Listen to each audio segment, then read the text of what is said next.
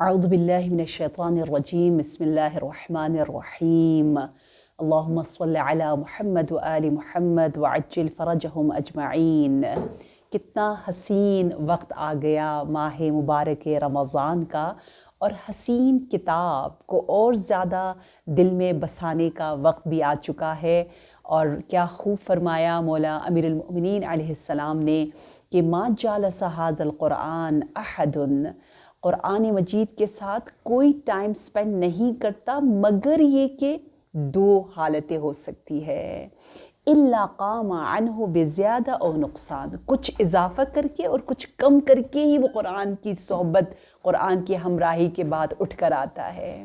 کیا چیز زیادہ ہوتی ہے یا امیر المؤمنین؟ آپ فرماتے ہیں زیادتن فی ہدی او نقصان من عام، زیادہ ہوگا ہدایت، یقیناً اس کو رہنمائی، نور، روشنی ملے گی اور تاریکی کم ہو جائے گی۔ تو کیا فضائل ہمیں بتائے گئے ہیں اس قرآن کی ہم نشینی، قرآن سے دوستی۔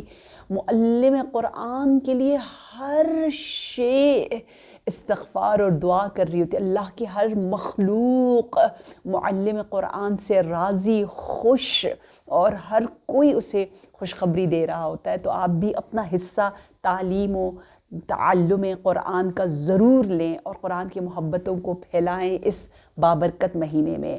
آئیے، ہم نے یہ ایک انشاءاللہ اس مہینے میں آغاز کیا ہے کہ مختصر مفید تفسیر کریں گے ہم قرآن کی، کچھ ہی آیات لیں گے، زیادہ آپ کا وقت نہیں لیں گے، اس لیے آپ بچوں کو بھی بلائیں، نوجوانوں کو بھی بلائیں، اور ہم نے کنٹینیو کرنا ہے سورہ آل عمران کو۔ اگر آپ کو یاد ہو، شاید آپ پوچھیں کیوں آل عمران؟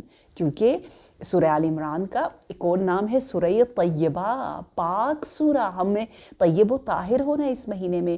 دوسرا نام ہے سورہ استغفار، اور اس مہینے میں ہم کثرت سے اللہ سے معافی طلب کرتے ہیں۔ سورہ استفاء، چنے ہوئے لوگوں کا سورہ، اور ہم نے بھی اپنے لحاظ سے بہت پاک لوگوں کے ساتھ ہمراہی حاصل کرنی ہے۔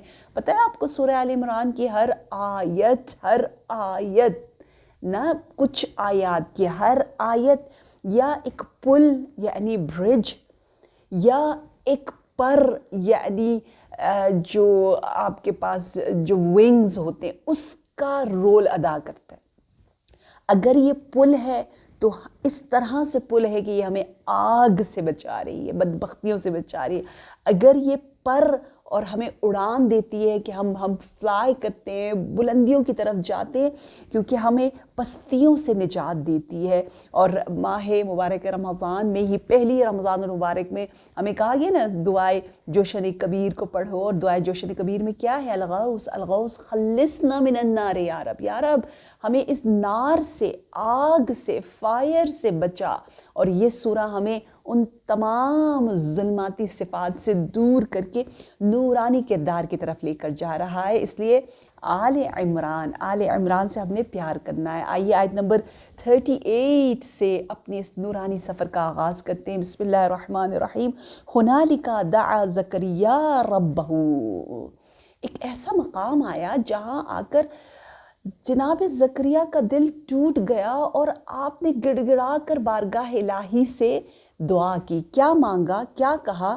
قال رب ہب لی من لدنک ذریۃ طیبہ، بار الہ مجھے ایک پاک اور پاکیزہ نسل اور اولاد عنایت فرما، انک سمیع الدعاء، کیونکہ یقیناً تو سننے والا اور یقیناً سمیع ہے، دعاؤں کو سننے والا ہے۔ اچھا، یہاں آپ دیکھیے، ہمیں پہلے ہسٹری پتہ ہے اور یوٹیوب پر موجود ہے، پچھلی آیات جو ہم نے سورہ آل عمران کی ہے۔ ہم سب کو معلوم ہے کہ جناب زکریا حضرت مریم کے خالو ہیں، خالہ کے ہسبینڈ یا خالو نامحرم ہوتا ہے۔ لیکن اسلام کو آپ دیکھیے، کیونکہ جناب زکریا زمانے کے نبی ہیں، بنی اسرائیل کے بہت عظیم انبیاء میں سے ایک نبی ہے جن کا ذکر قرآن میں تقریباً 7 مرتبہ آیا ہے۔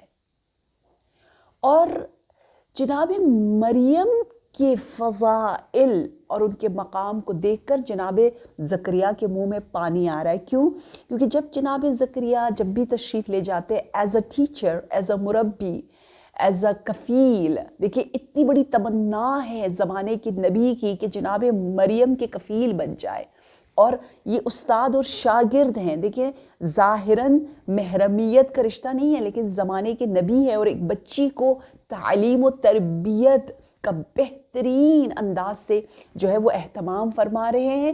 جب بھی جناب زکریا نے دیکھا کہ میں جب بھی چاہتا ہوں حضرت مریم کے سامنے ایک نیا رزق، دوبارہ جاتا ہوں ایک اور نیا رزق بہت ہی جدید اور اعلیٰ درجے کا، درجہ بھی بلند ہوتا جا رہا ہے. میں کیا دیکھتا ہوں؟ میں دیکھتا ہوں کہ مریم کے ارد گرد فرشتے ہیں، فرشتے طواف کر رہے ہیں. کیا مقام ہے جناب مریم کا، اور نام بھی اتنا پیارا ہے، اللہ نے یہ نام رکھا. اور دعا بھی ایک ماں کی ایسی دعا ہے جو اتنی الہی ہے کہ اس نے اللہ سے کیا مانگا؟ مریم نے اللہ سے کہا بار الہ مجھے ایسی اولاد چاہیے جو شیطان سے بالکل محفوظ رہے. گویا ایک عصمت طہارت بھری ذات کو مانگا اور اللہ نے ایک معصومہ جناب مریم کی شکل میں جناب حضرت مریم کو دے دیا. تو حضرت زکریا یہ دیکھ رہے کہ یہ کیا ہے، بار بار پوچھتے تھے مریم یہ کیا ہے، یہ کیا ہے، یہ کہاں سے آ رہا ہے؟ کہ نام بھی الہی، رزق بھی الہی، ماں بھی الہی. اب حضرت زکریا کے منہ میں پانی آ گیا اور کہا مجھے بھی بچہ چاہیے، مجھے بھی اللہ کچھ دے دے دے دے. اور یہاں پروردگار عالم سے جناب زکریا نے دعا مانگی. دیکھیں دعا مانگنے کا سلیقہ آپ یہ دیکھیے کہ جناب زکریا کس طرح سے دعا مانگ رہے. نمبر 1 قال رب ہب لی، اللہ کی جو عظمت ہے اس کو یاد کر رہے ہیں کہ تو اپنی قدرت کے ساتھ دے. ہب لی من لدنک. نمبر 2 ذریۃ طیبہ، اولاد پاک ہونی چاہیے، ہر طرح کی اولاد ہمیں نہیں چاہیے. اور پھر آخر میں بھی دعا کے آخر میں بھی اللہ کو یاد کرنا کہ اختتام بھی ذکر و حمد و ستائش الہی سے کرے کہ یا اللہ تو ہی سننے والا ہے. تو دعا یقین کے ساتھ کرنا چاہیے اور بہت پاکی کے ساتھ، یہ یقین کے ساتھ ہم مانگے. پھر اگلی آیت میں بتا رہے فنادتہ الملائکہ. کیا زبردست جواب ملا. فا کا مطلب ہے کہ یعنی تقریباً جیسے ہی یہ دعا جناب زکریا مانگتے رہے تو اللہ تبارک و تعالی نے ملائکہ سے کہا کہ کیا کرے کہ وہ جب حجر عبادت میں کھڑے ہو کر نماز پڑھے تھے تو فرشتوں نے یہ آواز بلند کی، ندا بلند کی. نادتہ الملائکہ، زکریا سے کیا کہا؟ جبکہ زکریا وہو قائم یصلی فی المحراب، وہ محراب عبادت میں کھڑے ہوئے نماز پڑھ رہے تھے. اس کا مطلب ہے پچھلے ادیان میں نماز، یہ بنی اسرائیل کے قوم میں بھی نماز، اللہ سے راز و نیاز کا یہ سلسلہ قائم و دائم تھا. اور محراب ہی وہ جگہ ہے، انشاءاللہ ہم سب کے گھروں میں محراب ہونا چاہیے، ایک کارنر، ایک جگہ جہاں ہم اللہ کو یاد کریں، اللہ کا ذکر کریں. تو وہ محراب عبادت میں ایسا زبردست مانگا کہ محراب عبادت میں جب کھڑے تھے تو فرشتوں نے آواز بلند کر کے کہا ان اللہ یبشرک بیحییٰ. کتنی یہ آواز پیاری ہوگی، آپ سوچئے کیا حالت ہوگی جناب زکریا کی کہ اللہ کی جانب سے یہ پیغام آ رہا ہے کہ اللہ نے بشارت دی ہے تجھے کہ تجھے ایک بیٹا ملے گا جو یحییٰ، جس کا نام یحییٰ ہوگا. نام بھی رکھ دیا حیات سے، یحییٰ حیات، زندگی والا، فل آف لائف، طیب، پاک. حضرت عیسیٰ اور حضرت یحییٰ دونوں کے نیمز جو ہیں، ناموں کا مطلب جو ہے وہ ایک ہی ہے، حیات حیات حیات. حضرت یحییٰ 6 مہینے بڑے تھے جناب عیسیٰ سے. تو اس طرح سے یحییٰ کو اللہ نے دے دیا جناب زکریا کو، اور ان کی 5 صفات بتائی. نمبر 1 مصدقا بکلمۃ من اللہ، کلمۃ من اللہ کی تصدیق کرنے والا. حضرت عیسیٰ اللہ کی وہ آیت ہے، وہ کلمۃ من اللہ ہے، اس کی تصدیق کرنے والا. وسیدن یعنی سیادت کا مالک، لیڈر، لیڈرشپ کوالٹی کے ساتھ. اور پھر بتایا وہ حصوراً، حصوراً یعنی عفت، پاک دامنی، خواہشات کو ضبط کرنے والا، کنٹرول کرنے والا. وہ نبی ہے، من الصالحین، اور صالح ہے، نبیوں میں سے ہوگا۔ کیا زبردست یہ خوشخبری ہے جناب زکریا کے لیے۔ یہاں میں دعا کروں گی بارے الہ جن جن کی گود خالی ہے بحق دعائے حضرت زکریا اور آیات سورہ آل عمران، انہیں اولاد نیک ذریہ طیبہ عنایت فرما۔ اور پھر جناب زکریا اطمینان نفس کے لیے فرماتے ہیں کہ قال رب انا یکون لی غلام وقد بلغنی الکبر وامرأتی عاقر، پروردگارہ کیسے مجھے ایک بچہ مل سکتا ہے جبکہ میں اتنا بوڑھا اور میری بیوی جو ہے وہ بھانج ہے، یعنی وہ بچے پیدا نہیں کر سکتی، وہ بھی بوڑھی ہو چکی ہے۔ آپ کو معلوم ہے یہ 2 بہنیں تھیں نا، جناب حنا اور اشیاء، 2 بہنوں کی شادی جو ہے وہ اس طرح سے جناب عمران جو کہ پدر ہیں، والد ہیں حضرت مریم کے، ان سے ہوئی، اور جناب اشیاء کی شادی جو ہے وہ جناب زکریا سے ہوئی۔ زکریا اور عمران، اور یہاں 2 سسٹرز ہیں، حنا ام مریم اور جو ہے وہ اشیاء جو ام یحییٰ ہیں۔ اچھا، دونوں سے امتحان یہ لیا، دونوں جو ہے وہ صاحب اولاد نہیں ہو رہے۔ کتنی عجیب بات ہے، اور یہ ہمارے لیے ایک درس ہے اس میں کہ انبیاء سے حضرت خلیل الرحمن حضرت ابراہیم سے بھی یہ امتحان لیا گیا، ہمارے نبی کو بھی شروع میں اتنی آسانی سے اولاد نہیں دی گئی، اور حضرت امام رضا علیہ السلام کی بھی عمر گزر گئی 40 سال سے زیادہ اور اولاد نہیں ہو رہی۔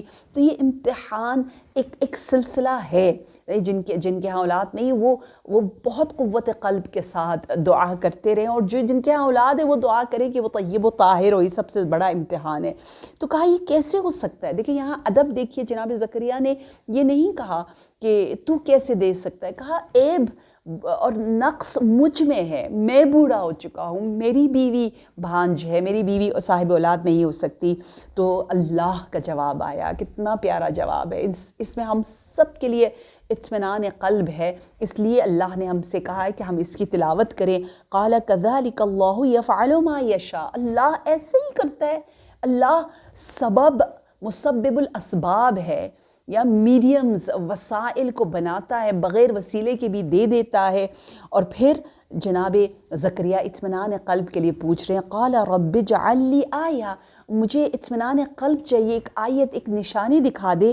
قال آیتک اللہ تکلم الناس ثلاثۃ ایام الا رمزا، یہ ایک نشانی یہ ہے کہ تمہیں جو میں نے ایک زبان دی ہے نا، اس زبان کو میں خود بخود لاک کر دوں گا، بند کر دوں گا جب تم لوگوں سے بات کرنا چاہو گے، لیکن جب تم مجھ سے بات کرو گے، ذکر الہی کرو گے، تو یہ زبان کھل جائے گی۔ کتنی عجیب نشانی ہے، یہ اللہ کا کمال ہے، اللہ ایسا ہی کرتا ہے۔ اللہ کہتا ہے میری درگاہ سے نا امید نہ ہو، پتہ ہے، اور نا امیدی کفر ہے، سب سے بڑا گناہ کبیرہ، گناہ کبیروں کی لسٹ میں یہ کہ ہم تھوڑا سا بھی ہوپ لیس ہو کر کہیں کہ از اٹ پاسبل، کیا ہو سکتا ہے، کیا ممکن ہے۔ خاص طور پر میں اپنی یوتھ سے کہوں گی اور اپنے ٹین ایجر سے کہوں گی، کبھی نہ سوچے، جتنا بھی بڑا گناہ کیوں نہ ہو، اللہ اس سے یقیناً اس کی رحمت بہت زیادہ وسیع ہے۔ اور کہتے ہیں اگر 70 انبیاء 70 پروفٹس کو بھی اگر کسی نے قتل کر دیا ہے، لیکن وہ پھر بعد میں بارگاہ الہی میں آ کر سچے انداز سے نادم، پشیمان، ریگریٹ ہوتا ہے، تو اللہ اس کو معاف کر دیتا ہے، اللہ اس کو معاف کر دیتا ہے۔ تو لہٰذا یہاں ایک تو یہ پتہ چلا کہ نا امیدی سب سے بڑا گناہ ہے، امید کے ساتھ۔ اور دوسرا یہ کہ اللہ سبب بناتا ہے، اللہ نے کہا یہی زبان، یا میں اس سے نطق لے لوں گا، گویائی لے لوں گا، لیکن جیسے ہی وہ میرا ذکر کرے گا تو اس وقت یہ دوبارہ سے بولنے لگ جائے گا۔ اب کیونکہ تو لوگوں سے 3 دن تک بات نہیں کر سکے گا، وَاذْكُرْ رَبَّكَ كَثِيرًا وَسَبِّحْ بِالْعَشِيِّ وَالْإِبْكَارِ، تو صبح و شام اللہ کی تسبیح کر اور اللہ کا ذکر کثیر کر، اپنے رب کا ذکر کثیر کر۔ وَاذْكُرْ رَبَّكَ، اپنے رب کو تو پکار اور اس کا ذکر کر کثیرا، کیونکہ تیرے پاس اب وقت ہی وقت ہے، تو لوگوں سے تو بول نہیں سکتا۔ نعمت اتنی بڑی میں نے تجھے دے دی، یحییٰ دے دیا، یحییٰ کے بدلے میں نعمت جتنی عظیم ہوتی ہے شکریہ کے لیے، تشکر کے لیے، گریٹیٹیوڈ دکھانے کے لیے اتنا ہی زیادہ ذکر کرنا ہوتا ہے. جیسے اللہ نے نبی صلی اللہ علیہ وآلہ وسلم سے کہا کہ میں کوثر دے رہا ہوں، اس لیے تسبیح بھی کرو، اس لیے قربانی بھی دو. اور ہمارے پاس بھی یہی زندگی کا طریقہ یہی ہونا چاہیے کہ جو اسکول میں ہے وہ ذکر کریں، تسبیح کریں، لیکن جو کالج میں ہے وہ زیادہ مسجد میں ٹائم گزارے، زیادہ سجدگاہ اور سجدے میں وقت گزارے. اور جو یونیورسٹی میں ان کی عبادت اور زیادہ ہونی چاہیے، کیونکہ اللہ نے انہیں اور زیادہ علم دیا ہے، علم بھی زیادہ، ڈگری بھی زیادہ، عمر بھی زیادہ، تو شکر بھی زیادہ. جو اچھے مارکس سے پاس ہوتے ہیں، جو اسٹریٹ ایز لیتے ہیں، اچھے جن کے گریڈز آتے ہیں، اللہ نے انہیں بہت اچھا حافظہ دیا ہے، اللہ نے انہیں محنت کرنے کی توفیق دی ہے، تو ان کا ذکر زیادہ ہونا چاہیے. کاش ہم اس اینگل سے دیکھیں. یہ سورہ آل عمران ہمیں یہ سکھا رہا ہے کہ جتنی اللہ آپ کو نعمتیں زیادہ دے رہا ہے، آپ ذکر بھی اتنا ہی زیادہ کرو. اللہ نے اگر آپ کو زیادہ نعمتیں دی ہیں اور واقعاً دے رکھی ہیں، تبھی تو آپ کو یہ توفیق مل رہی ہے کہ آپ قرآن کی اس حسین عبادت کی محفل میں شریک ہو رہی ہیں. تو یہ اللہ ہے جو سبب بناتا ہے. دیکھیں دنیا والے جو بھی چاہیں کچھ نہیں ہوتا. دنیا والوں نے چاہا تھا کہ حضرت یوسف کو کنویں میں ڈال دے اور کسی کو پتہ نہ چلے، اور وہ بالکل ہی اس کی عزت ختم ہو جائے. اللہ نے اس کو سب سے زیادہ عزیز بنا دیا. زلیخا نے چاہا تھا کہ کسی کو خبر نہ ہو، اس لیے وغلقت الابواب، اس نے خود دروازوں کو صرف بند نہیں کیا، غلقت یعنی کنیزوں سے نہیں کہا، خود بہت ہی کس کے دروازوں کو بند کیا. وہ چاہ رہی تھی کسی کو خبر نہ ہو اس محبت کی. اللہ نے اس قصے کو، اس کہانی کو قیامت تک کے لیے زندہ رکھا، اور سب سے بڑی کہانی جو ہے وہ اس عشق اور اس محبت کی ہر جگہ عام کر دیا. یعنی اللہ جس چیز کو عام کرنا چاہے کوئی اس کو روک نہیں سکتا. اللہ جسے دینا چاہے چھت پھاڑ کر نعمتیں وہ دیتا ہی چلا جاتا ہے. اللہ سے کوئی کہتے ہیں نا مقابلہ نہ کرے. اللہ اللہ اللہ اللہ. یہ بہترین درس ہم سورہ آل عمران سے لے کر اپنے آپ کو اللہ کے مہینے میں اللہ سے قریب تر کرنے کی اس جہاد میں ہم گامزن. پروردگار عالم ہمیں توفیق دے کہ ہم سچے روزہ داروں میں سے، اور ہمارا رشتہ قرآن سے دن بدن عمیق سے عمیق تر فرما. والسلام علیکم ورحمۃ اللہ وبرکاتہ.